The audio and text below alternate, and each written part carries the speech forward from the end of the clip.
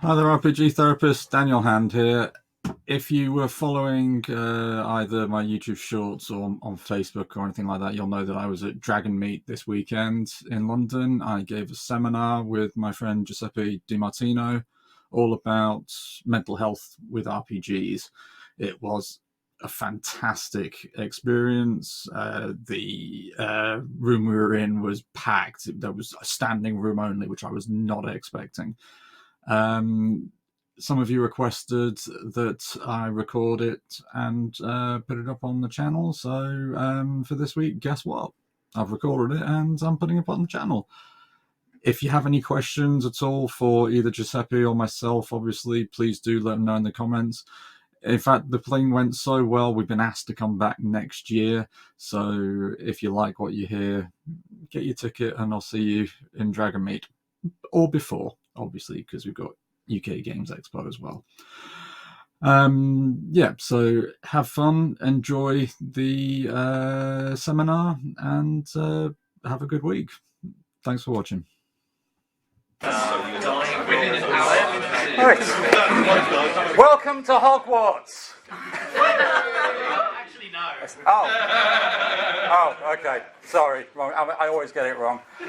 Welcome everybody to a very, very informal chat about mental health, RPGs, therapy, mental health, and a bit of RPGs. So, my name's Daniel Hand. I am an RPG therapist, author, and content creator. I'm on YouTube, and I've actually got a book. So if you want to buy a book, come down the front and get it now. It's 20% off if you scan the QR code. And I am joined today by... Sorry, who are you again? I'm Giuseppe. I am a psychologist and commissioner for mental health and learning disabilities. I've been working for ages in autism services and used RPG for social, therapeutic, educational, emotional, fun purpose, I suppose. Fun, especially, that's the biggest part of it. But also the therapy part. Therapy, sometimes. You know, you still help, which is good. I decided to join my friend here without writing a book. Yeah. I can just talk to you if you want. So today it's not really going to be we're not going to sit here with notes and just blurt at you. We're probably just going to have a chat between us, and if anybody wants to chirp in and ask us some questions, that's kind of what we're here for. So just to get us started, does anybody have any questions up front that they'd like us to consider whilst we blab, or is everything just going to wait until we've run out of time? And heads up, I apologise for the hecklers. They've got 3 of them here who've come along with me. They've assured me they're not going to throw dice at us, but just in case. Can we keep? You keep. Oh, I'm going to keep them, yeah, exactly. Yeah. They've shown me what they've just bought, yeah, I'm keeping those. They're heavy though, if you survive. It's true. Depends where it hits you. Hello, so back. The obvious question, basically, to start everything off, why RPGs for therapy? Well, is it alright if we sit down? How long do you have? Yes. I've got to sit down because I've got a bad back. I've just taken the codeine. So.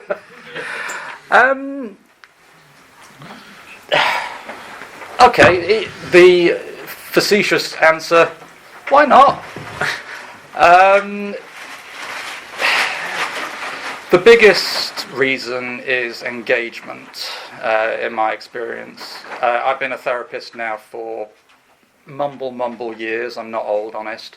And there are some clients, especially on the younger age, but throughout the client age range, who just, for whatever reason, cannot engage with somebody asking them about how they're feeling. Maybe they've had a really difficult traumatic experience in the past that if we ask them questions, it's just going to re-traumatize them. Maybe they just don't know how they're feeling and are feeling intimidated with some random person they've never met asking them questions. Any number of reasons. And as therapists, we just need any trick we can use just to help these people engage with the therapy. And RPGs are as I'm sure I don't need to explain to anybody here, just absolutely amazing tools, both socially, cognitively, but they're just fun. And if you can make a therapy session fun, then you're on your way.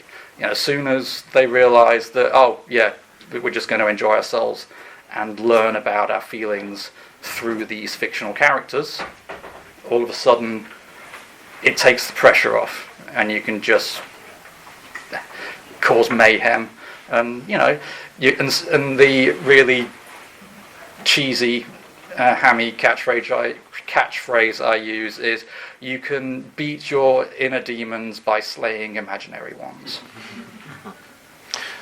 It's very much like the theater, you interpret a role, you play that role, so you wear those character shoes, live those experiences, which in a way you can relate to your own.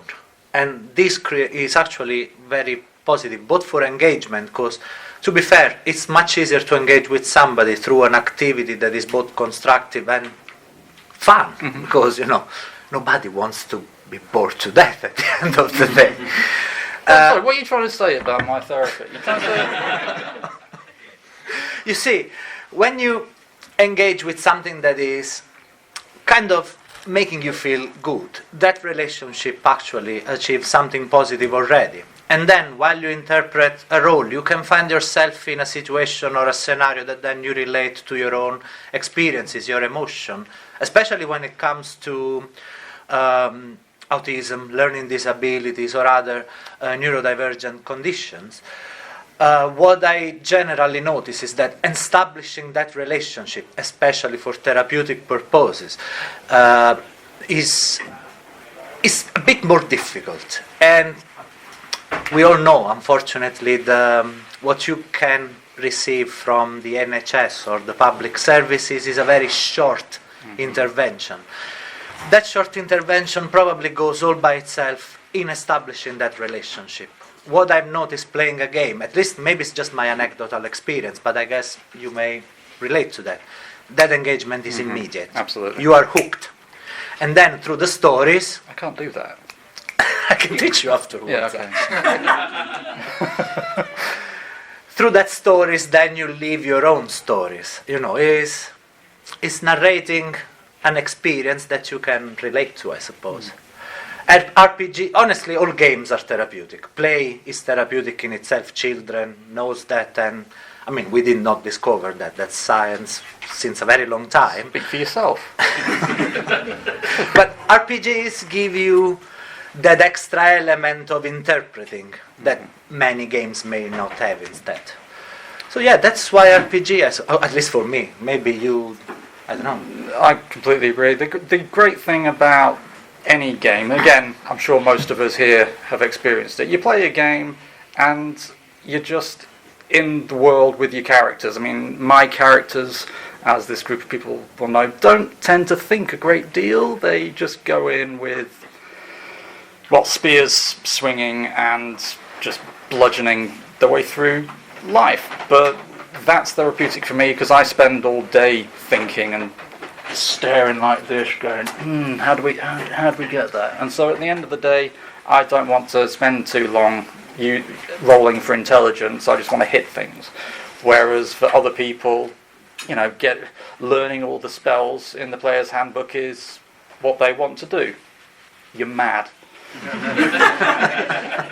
Especially you, I know you. I was just thinking about I'm already thinking the spell I'll cast on you. Funny enough, I never played a spellcaster in all of my life. Yeah. I managed many of those. I live with one. Yeah. But yeah, it's a hard life anyway. So, sorry, what was saying? And you come away from the game, mostly, not always obviously, but most of the time you come away from your session a bit perkier. You've had a good time, you've just forgotten the real world, and that's the best part of it. You don't. There are two types of mental health and RPG stuff that we could talk about here. You've got it actually in a therapeutic environment. You've gone to see some rando like me, or you're just getting the kind of the vicarious benefits from just sitting down with your friends and having a social chit chat. You know, if you come away feeling better from a game with your friends, that's therapeutic. You know, you don't need us to help you with anything like that. It's just a case of keep doing what you're doing, and you'll enjoy it. Hello, sir. Yeah, I just find it really interesting you mentioned the theatre. So I come from a theatre background, and I suppose the question that I had was, are there any inherent risks to using RPGs as therapy without someone who is qualified and knows what they're doing? Because it's certainly something that I've seen in the theatre industry of, you know, people attempting to use acting and theatre as therapy, but whilst not being supervised by someone who knows what they're doing, and that can actually be really harmful. So I just wondered your thoughts on that. Very, very good point. There are a series of levels, I believe. There is a basic level when you get together with friends in a structured or unstructured group, doesn't really matter, where you don't really need that support, because that has some sort of therapeutic effect, but it's no therapy at all. It's not trying to fix anything. Then you have a level in which you can add to these elements that are rooted in theories which are both pedagogy, sociology, psychology. And yes, I believe it is important that there is somebody in the room that is able to supervise dynamics, because not everything is okay. I found actually in a few situations in which content may elicit more concerns rather than. So it's very important that the content is tailored to the group of players that are playing. And then you have the third level where these guys operate the most, where is the actual therapeutic work. So we use the RPG to work on elements of your anxiety, of your trauma, of your depression. That needs to be specialized and qualified. Absolutely. You need to be either a psychologist, a psychotherapist, a counselor, somebody that has some competence in mental health. It's still good playing, is always good playing, and as long as I believe the game is player-led, so the group together decide what are the themes that are allowed and not, what are the topics that you can discuss, what can be described, what just needs to be like sort of fade-out scenario, you don't really cause necessarily harm. But if you want to use it for therapy, then I would say that, yeah, you need a supervisor, definitely, yes. Daniel. Yeah, it's a good one. Yeah, I can vouch for it. You keep saying that. I just, yeah. If you don't have training, do not try and offer therapy. I mean, as I said a few moments ago, if you're playing the game and you come away feel better, that is a therapeutic benefit. The moment you start going, so then, how does that make you feel? Either you have a piece of paper that says you're okay, or don't do it. Simple as. Hi there, sorry sir. Hi, there's a lot of talk online at the moment about bleed in normal games. How can you suggest some strategies for dealing with situations where something's happened in the game that has got players and the GM at loggerheads with each other, or feelings have come up? How would you deal with that after the game to diffuse that bleed into real life? Well, oddly enough, the bleed, if you're using it in a therapeutic setting, is actually kind of what we're after. If you can get the client's character to start questioning their depressive thoughts or something like that, and you kind of want that bleed to. But again, just to answer the other gentleman's question, you've got to be trained to do that. As non-therapists, can you? Yes, exactly. And in terms of, as you say, bleed in the what's it called, the outside world, shall we say? Just don't be dicks. Just speak to each other, and if there, as you say, something's coming in, either you're picking up your character's emotions, or you're taking something personally that happened in the game. I mean, we all get a bit caught up every now and again. At the end of the day, somebody's just got to kind of broach the topic of communication, and just, hopefully by the time anything like this happens, you'll be fairly au fait with talking with each other. You'll know each other, and it's just a case of being gentle and just saying, look, I've noticed you're either struggling a bit or you're a bit upset about X, Y, and Z. Shall we have a talk about it?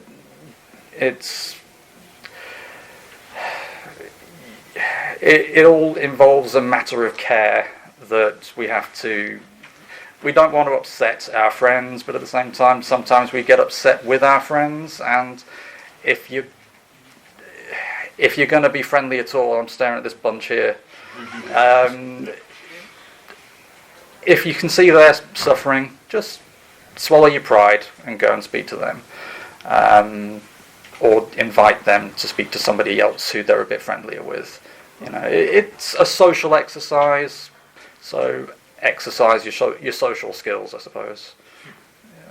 Well, let's just get Giuseppe. No, would you offer the heal in game or out of game? Both, actually. There are both options. You can either use NPC characters to mediate situations that happen in game to avoid that element of bleeding, or assistance the way we've been doing, as it's not a therapy but is a therapeutic use of the game. What we do with Care Quest basically is to have a checkout process where to actually discuss those elements, focusing mostly on what are positive psychology elements, so gratitude, collaboration of other participants, so that actually to integrate what may actually have been frustrated in an experience that is overall positive. And specifically we work generally with 2 game masters, so when there are situations that may be distressful, although you try to prevent this, and also because, trust me, preventing a situation of distress comes way before dealing with it. Yeah. However, it can happen. Somebody gets distressed, the dice on that day don't really turn your ways, and especially when you're using Roll20, I find. Oh my God, serious. And D&D Beyond is none the wiser, actually. You find yourself in a situation where you can create a sort of breakout room, let's call it. I'll call it like this because most of the games have happened online, but you can do the same thing in person, actually, where you can work with that specific person to diffuse those negative emotions. Again, you don't necessarily need to be a psychotherapist to diffuse a situation. Things like mental health first aid training provide you that little element to deal with emergencies there and then. So this can support preventing or actually facilitating a positive bleeding into real life. What you really want is generally playing a situation in games where there is a mediation or not of an NPC character, doesn't really matter, and coming out of that situation, understanding what that means to you. It's interesting, the theater metaphor. I come from the theater a lot because I come from psychodrama techniques, actually. So, and I found RPGs like, wow, this is very much this, actually. Yeah. In theater, it's the same thing. You go to the theater, you see something that may upset you, both as a participant or a spectator. You then will have a chat with someone that is next to you to elaborate that feeling. And this is what would happen in a situation of game that is not a therapy. In a situation of therapy, like in psychodrama, after the dramatization, so us interpreting this or that role, then we discuss of how this has impacted your emotion, or what this means for you. This is a process, we can call it mentalization, I suppose. A very superficial mentalization, let's say, in which we understand those emotions, and then we can integrate in our own personal narration in a way, because our life, our story is a narration at the end of the day, like the one in a game, and the game can help you fixing the part of the stories that you didn't really enjoy, actually, in a way, isn't it? Well, I mean, side note, there is an entire branch of psychotherapy called narrative therapy, which is all about that. So, one thing I did forget to mention in that question is obviously the use of safety mechanism, which are thankfully starting to become kind of standard. I mean, most new books have a section on the X card, lines and veils and stuff. If you're a therapist, any therapists here, hopefully you know that already.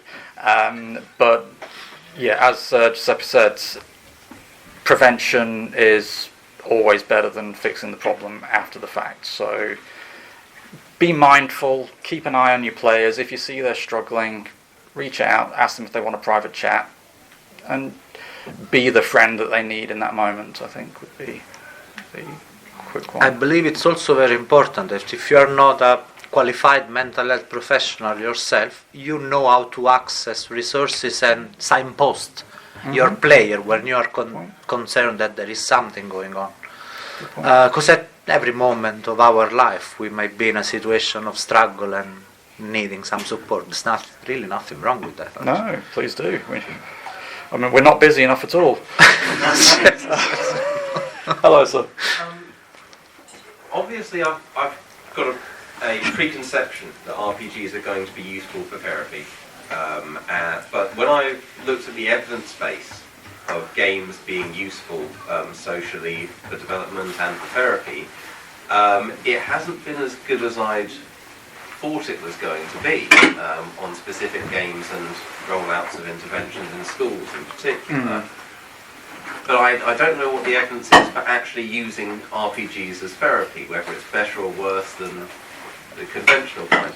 Is there actually an evidence base saying this is a good idea, or rather a better idea than other methods? At this stage, not really. The Satanic Panic has a lot to answer for. Thankfully, we've had Critical Role and people like that to make it.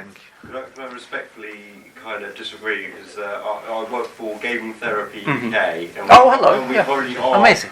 Do have a very big evidence base for how games can be used for intervention. My hesitation is that sometimes I looked into those and I found they were claiming an increase in compassion, for example, and that was a small increase in female students only of 11%, and there was no change in the male students. I was kind of, is that actually a result better than other? That's kind of what I was getting towards. That we don't have really much in the way of strict academic.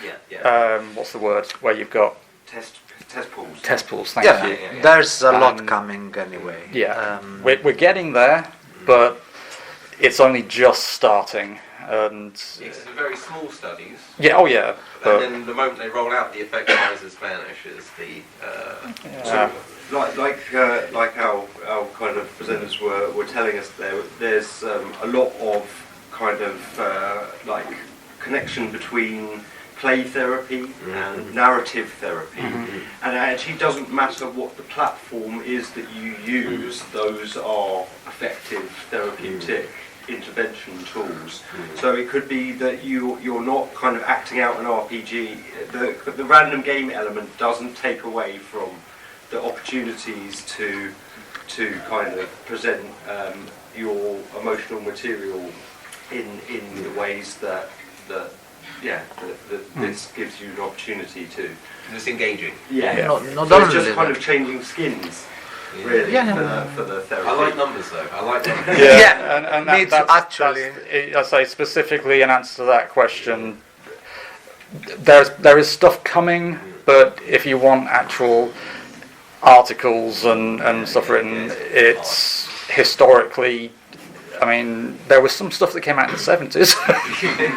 But no, there is a corpus of research that is coming up. I am probably the research geek more than the therapy geek, probably because of background. And what I've noticed is, beside the fact that there is a growing research coming from academic research, I mean peer-reviewed research, there are a few, and when I mean a few, I mean like 60, 70s articles, which is not much, but it's starting to grow.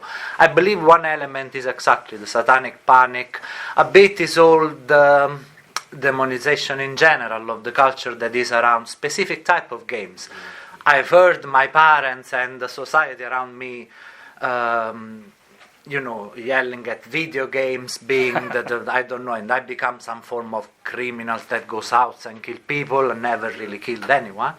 Not yet. Oh. I mean, there's still time. There's still a lot of time, but all of a sudden we find out that video games are actually very good. And then COVID comes and the World Health Organization tells us, hey, by the way, video games are good. So is good or is it bad?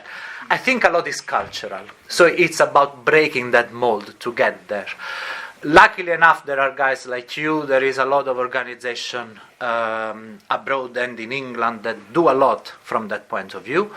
I think most of research actually focused on massive phenomena, because unfortunately, not unfortunately, I like because of that, to be honest. The RPG happens in a very circumscribed settings where it's just 4, 5, 6, 10 of us, and that's just about it. It's a very small group. That makes therapy even easier, I suppose. But when you come to research, numbers and data, you need large amount of data. So it's much easier, honestly, to investigate MMORPGs, World of Warcraft, and World of Warcraft especially. I've read so many stuff about it.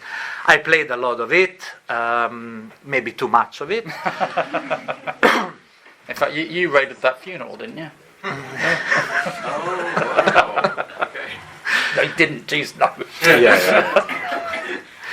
So you find much more evidence around video games. First of all, because it's a massive market compared to the RPG market, TTRPG for the most, which is a much smaller market. But there is evidence, and especially what I would really consider is the transferable experiences, because an RPG game is actually role-playing, which is a therapy already, is interpretation. Psychodrama, analytical psychodrama, it's been there since the 30s, the 40s, more or less. Then you have narrative therapies, again, very much recognized. You put them all together, you have all your Blade in the Dark and Dungeons and Dragons and Die RPG. Die especially is so fun. Die is amazing. If you haven't played Die, play Die. It's actually one of those who I think would be amazing in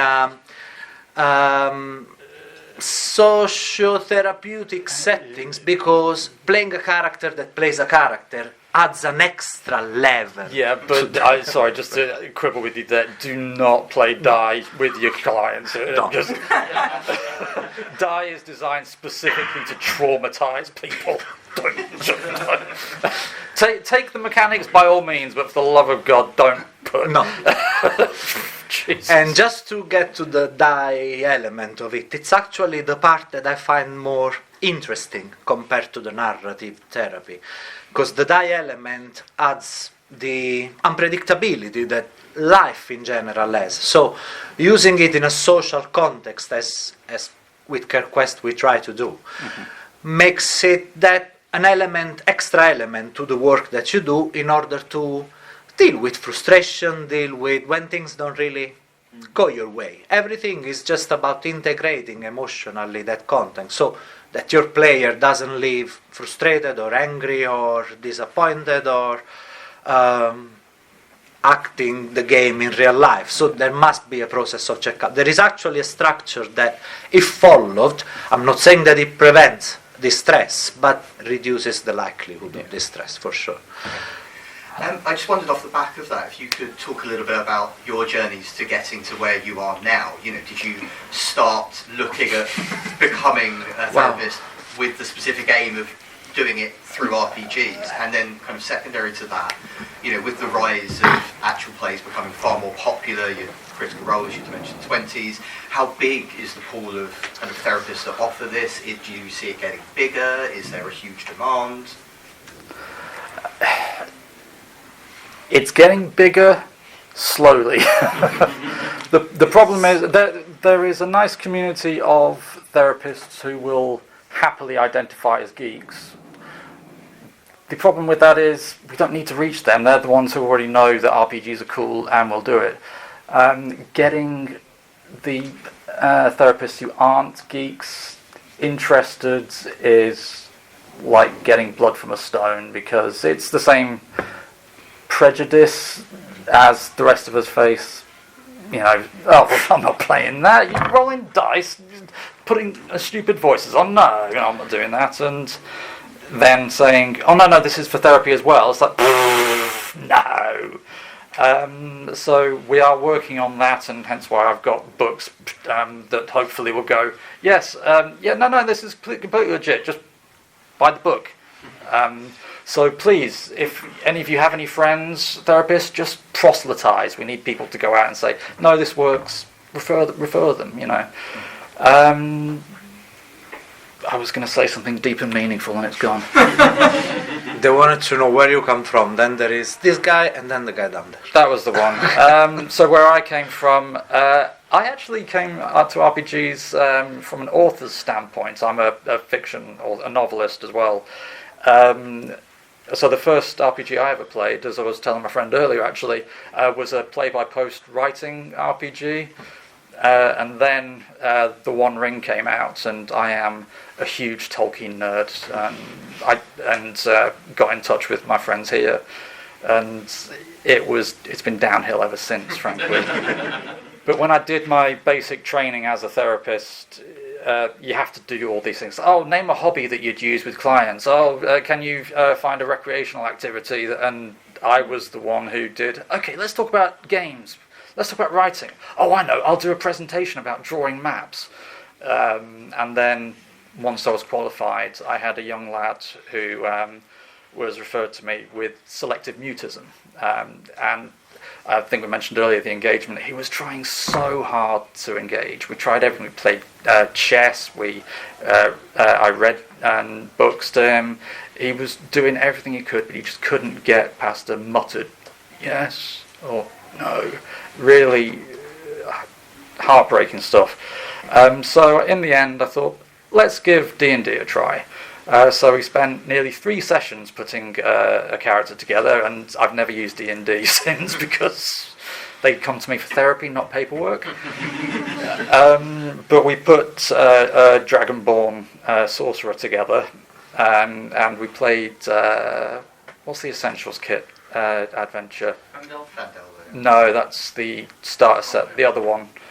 Dragon of Ice by the Peak. Dragon of Ice by the Peak, thank you. Give the man a medal. Introduced him to, I think it starts at Fandelver as well. Introduced the town, gave him the setting, had an NPC go up and say hi, and instantly this kid was talking. Wow. No bleed, easing him into it. It was just, and he was hello, because he was a blue dragon who was breathing lightning, and obviously that's going to give you a bit of a bad throat. and that was it. He was just because, and this is where it's really good for the therapeutic purposes. The client isn't the one taking the risks, the character is. So if you're discussing trauma, if you're doing something that's really anxiety invoking for the player, it doesn't matter because it's the character who's doing it. So it wasn't him who was talking, it was his character who was talking. So if anything frightening was going to happen, it was going to happen to the character. And then obviously when he realised that nothing bad was going to happen to the character, it started, oh, actually, do you know what, maybe I can talk and nothing bad's going to happen. And obviously that leads to experience and the bleed that we were speaking about earlier. And frankly, by the end of it, I could barely get him to shut up. So that was my journey. How about yourself?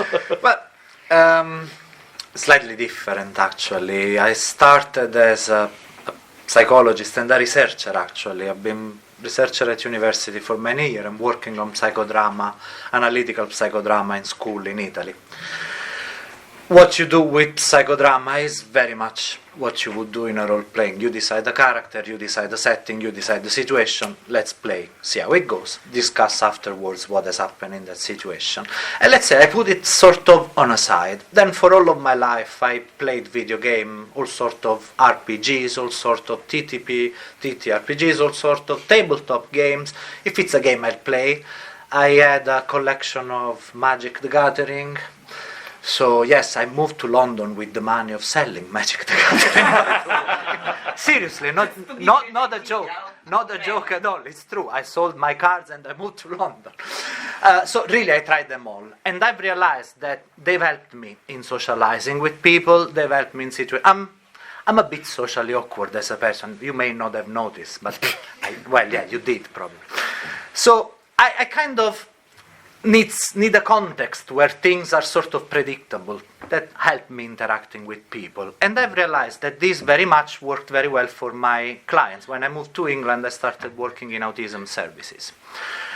When COVID hit, and there was a lot of stress, and when you work in the frontline NHS and local authorities, and let's not go back to that, actually. Never again, ideally.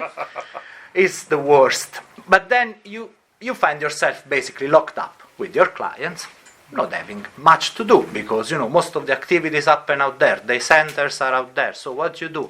They don't socialize. Should they really stay by themselves with their support worker? We still need to create opportunities to come together. So why not playing games? Anecdotally, we started playing Dungeons and Dragons just because everybody knows it. I don't remember exactly how it came up. I think I may have worn something, had something with me, and some of my clients said, "Oh wow, Dungeons and Dragons, they used to play. That's cool. It was difficult, a lot of rules, whatever." So I said, "Why don't we play an easier version of Dungeons and Dragons? Just simple as that." Because at the end of the day, let's be honest, you need probably 3-4 rules to really play Dungeons and Dragons. All the rest is power play that we love. We all do. But it's not really necessary, isn't it? While playing, what I noticed is that automatically there was no therapeutic purpose back then. What I noticed is that, first of all, clients start to interact by themselves a lot without passing through stuff. Just spontaneously. They were coming up with ideas and plans on what to do tomorrow or what to do tonight. Very basic things I'm talking, but they didn't used to. They were expecting the staff to say, "Oh, let's cook, oh, let's do this, oh, let's go out." So they started to get some agency over it. And the funniest thing is that one of the guys at some point said something like, "Oh, this is like when this thing happened in a game." And there I was like, was in front of me all of this time, actually. I started to research, I started to look at it, and got in touch with somebody out there in Seattle, an autistic guy, a genius, by the way, really, has done this for a few years, has brought a blog, now he works with the Washington state government, Peter Young, amazing guy. If you come across him, he's a very, very, very lovely person to talk to. Yeah, he's amazing. We had a lot of chats for months and months and months, and you get to know more and more people, then use it, and start to realize that there are evidence-based study, because that's what I love to do, studying, and start. He's not a geek, honest. No. And start to do some additional group within the provider I was working at the time. There was again no expectation of this being a therapy, but just to be something therapeutic from a social perspective, functional perspective, emotional perspective. I don't want to fix people. There's nothing to fix about autistic people, honestly. It's just about making sure they get together, they play, they have fun, and, something useful out of it. Interestingly enough, recently I realized that it's very useful for employment skills as well, because the system in which the WP Job Center, whatever, helps the people with autism getting into the job market, it's just ridiculous, honestly. By playing games, you can acquire a series of soft skills that otherwise you will not really learn. And what's the most important thing, honestly, let alone the therapeutic side, if people can get together and share an experience, that is positive in itself, in a way. Especially because, again, autistic people, unfortunately, don't really get to have a lot of spaces and events and situations where they can really get together. Let's be honest, our society is not yet so inclusive. It's leaps and bounds from where we were 10 years ago when I started, but it's not inclusive yet. So that's very important element. And where I come from is exactly this direct experience, a background of studying psychologist and researching in psychology. And right now I'm actually forming myself as a video game therapist, because there is a psychotherapist, funny enough, is coming out of Italy, which is amazing, this thing. I mean, a bit of patriotism there. Video game therapy is now registered form of therapy in Italy. I'm expecting it to happen here as well. I've noticed the American Psychologist Association, the people writing the DSM, have actually recognized gaming as a form of therapeutic intervention, which is not a therapy in itself. It needs to be, again, paired with being a mental health professional. It's not to say, oh, I'm a therapist. No. You need to be a mental health professional. Otherwise, you can use a more social purpose way of playing. But yeah, sorry, long digression. That's where I was coming from. Direct experience, research, and honestly, I think the more we will go forward, the more you will see this coming. It's very interesting that there are entire organizations now swift into that approach, both professionally, in neurodivergent context, in mental health context. I think the context that really needs a lot of development, more than where we are right now, is kids, because exactly as the gentleman over there was saying, there's not a lot going on with schools. And I have to say, being in commissioning myself for mental health, Ofsted are very difficult people. No. So I'm not sure when we get to that, but I think there are openings in that area as well. There are a lot. I think you guys as well do things in school. So yeah, there's a lot going on in. Launch schools and libraries. Exactly. Yeah. There's a lot going on in this space, which is good. I trained as a teacher, and my first gig as a therapist was a school psychotherapist, and convincing people, no, this is fine. It's the satanic panic 30 years later. It's just, What I think that is good is that our parents are getting older and older, so they're not the people making those decisions anymore. So tomorrow's Ofsted boards, is made of people like us, and maybe there will be a bit more positive risk-taking, which is a word that the NHS loves a lot. Positive risk-taking from that point of view. But I see a lot of scope. And honestly, I mean, I don't want to sound funny, but if the people writing the diagnostic manual say it's fine, the rest of the world will be fine with it very soon. So.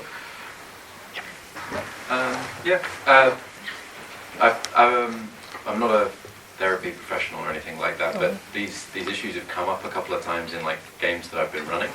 So in one game we've been running, we didn't realize that at first one of the players has an anxiety trigger around blood and bodily harm. Okay. So basically as a group we had to negotiate that, and it was very quick. Actually people adapted very fast to just not getting into descriptions of like what their weapons were doing to people. And because one of the players like grew up playing Warhammer, and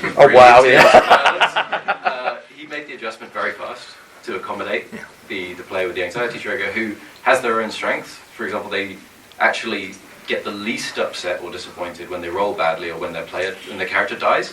So that really gels with what you said about like negotiating. Like this is a character who's taking the risk, not me. And that really came across. And I also know another group where it's a majority people with autism group, and there's a couple of people who don't have autism in the group. But one of the things that just got me thinking about, based on everything you've been saying, is I know that you would only ever recommend this stuff for professionals running a game, but would you ever consider like recommending people to groups that are open to accommodating somebody with like anxiety triggers, or like where this stuff's just known up front, basically? Because at some point you probably have to stop playing with your client and maybe having somewhere for them to go afterwards, or just having like a sign-up sheet might be. I don't know if you already do that. Yes, a big part of the therapeutic process is essentially helping the client become their own therapist, and part of that is giving them self-care exercises, as you know, which is the buzzword these days. Lovely, thank you. Which can involve, go out and find yourself a group that you can play with. You don't. the RPG doesn't necessarily have to be just between you and me. Go out, find a group, have fun, and cause mayhem. And so if we can signpost them to people like yourselves going, I can't guarantee they've got places available, but you might give these a try. Better that than, there's a group down there that consists of murderers, and just steer clear of them. So we do encourage outside exploration, and if a group will be open to discussing anxiety and your safety measures, then we need more people like you. So please keep it up. I'd be very happy actually if there are groups that like to have discussions around very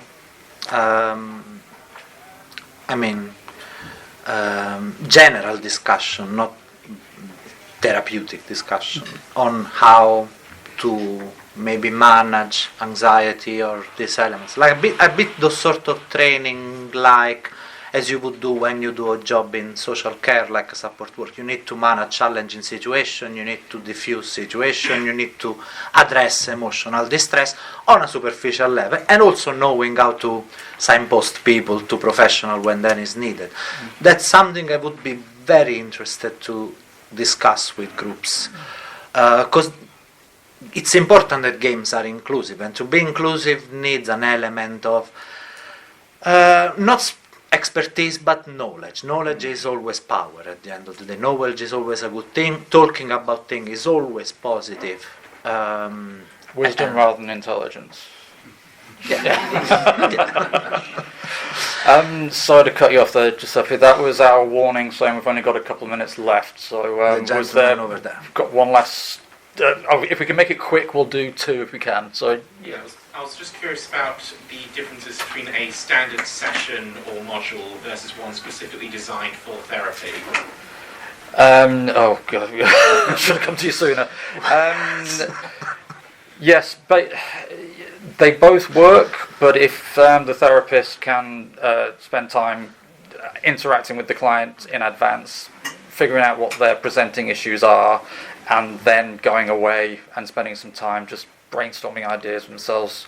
And after you've done it for a little while, you'll have an entire back catalogue of depression scenarios, anxiety scenarios.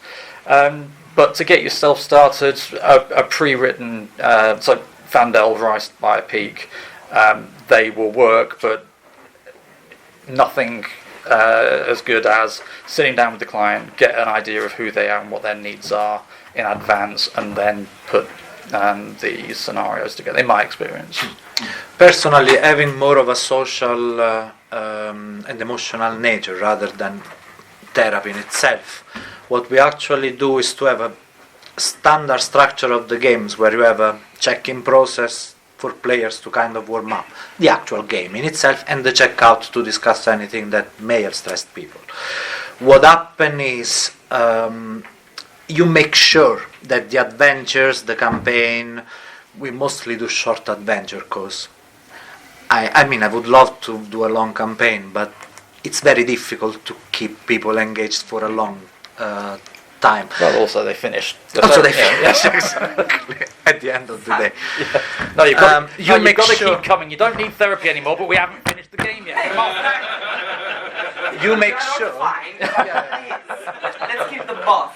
You make sure that encounters are of a specific nature to address cooperation, to address frustration, to address specific skills.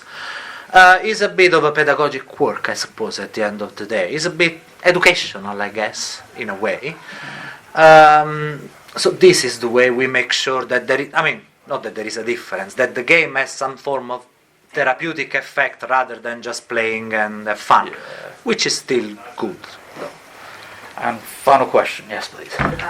You mentioned an example where a client made progress with selective mutism, and you mentioned an autistic client who kind of was relating the therapy to things outside of the therapy, or the RPG in that case.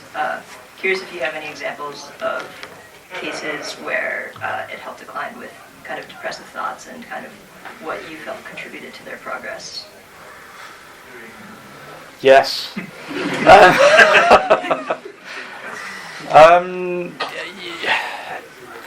It's the cliched answer. Well, it depends on the client. But picking one at random from my head. One thing I haven't mentioned, it doesn't matter how hard you try, the character creation, the character that you create will always have elements of yourself and therefore the client in them. So the client's thinking will end up in the character. And when you say, well, how do you think the character's feeling about this situation? And when you start saying it's the character's problems, it's so much easier to give advice to other people. So they're feeling a bit down about their friend who's died. What would you say to them? Okay, could you say that to yourself potentially? And I had a client I finished recently who came actually with a bereavement and it caused low mood, and it really it's dipping your toe in the water and vicariously challenging the low moods and breaking the cycle which leads to it. So. Sorry, it's a bit of a quick answer, but I couldn't go as much. I would say yes and no, because what I've noticed in relation to depressive feeling was actually very much related to COVID. So people getting together and having sometimes to do something they enjoyed make them happier. That doesn't mean that it worked on their depression, not at all. We've never really done any specific work on depression. I've noticed very good and positive for anxiety feeling, especially social anxiety, a lot of confidence building. Depression, my personal experience, not yet. But again, it's not actual therapy that I do personally, so I can't really go in depth with that. Well, that was us being told to stop talking. Yeah, exactly. Thank you very much indeed, everybody, for coming.